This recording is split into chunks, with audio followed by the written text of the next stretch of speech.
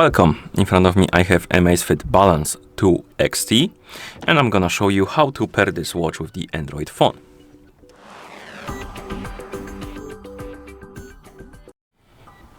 So first thing we need to do is to turn on our watch, and you can turn it on by pressing and holding the lower button. Keep holding it until you see the AMAZFIT logo on the screen.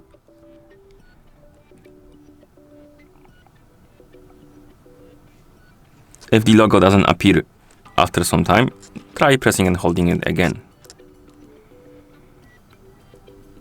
And this time it appeared, and as you can see, the watch is turning on. So once you see the logo, you can release the button, wait until the watch is done booting up, and now you should see the list of languages if the watch is not paired with any phones. So find the language you would like to use on your watch and then tap on it. And the information here basically tells you to download and install the ZEP application, which we're gonna do. So go to the phone you want to pair your watch with, make sure you have the internet connection and Bluetooth enabled, then open the Play Store, tap on search on the search bar and type in ZEP with 2 P's at the end, and then tap on search. You should see this application, tap on install, and let's wait until it's done installing.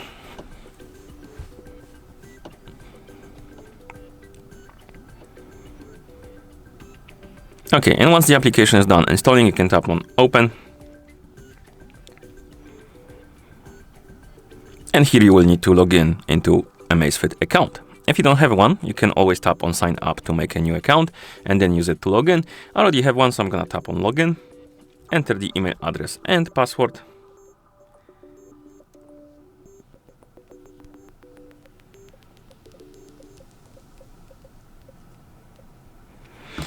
And then tap on login.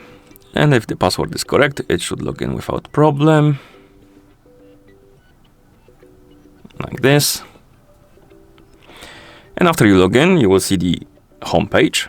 Now you can tap on device and here select watch.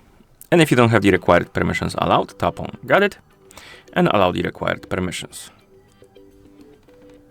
Like this. After that, the camera app will open, and basically what you need to do is to tap on the check mark right here to see the QR code, and now you can scan the QR code with the phone.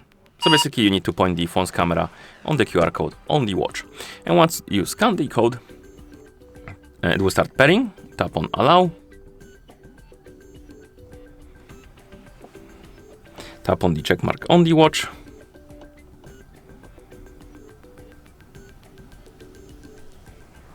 you can adjust the font, the text size on your watch, and then tap on the check mark.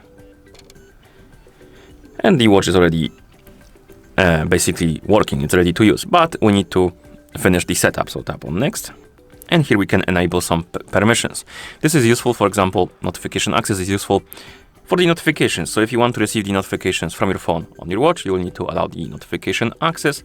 You don't need to use it, basically, it's not mandatory, but if you want to receive the notifications on your watch, allow the permission. If you don't care, you can skip it. I'm gonna allow it for the sake of the video.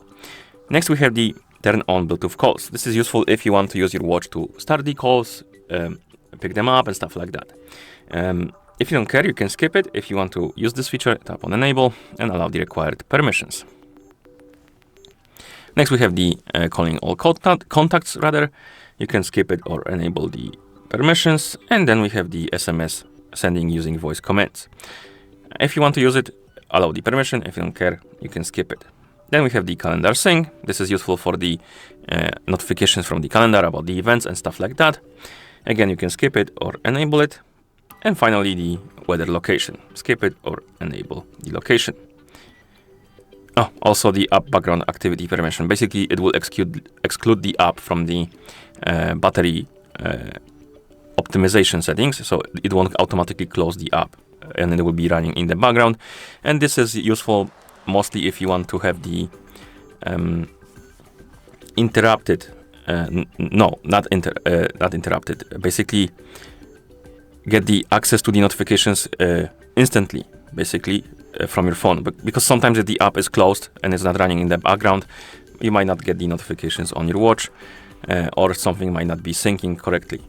But if you leave it open in the background, it should work fine. But it's not mandatory.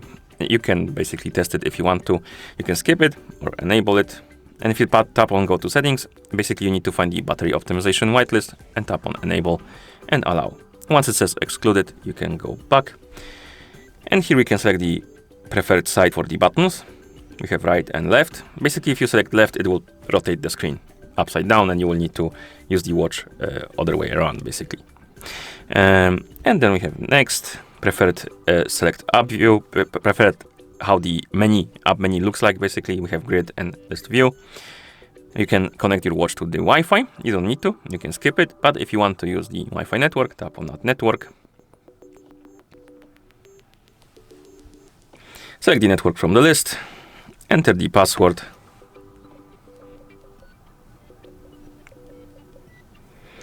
and then tap on connect. And if the password is correct, it should basically connect to the network. The Wi-Fi is useful if you want to download apps, install apps, and download additional watch faces, anything that requires internet.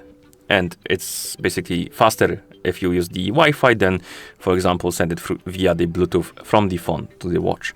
Then we have done, and now you should see the device page. On it you should see your Balance 2 XT, and of course the watch should be ready to use.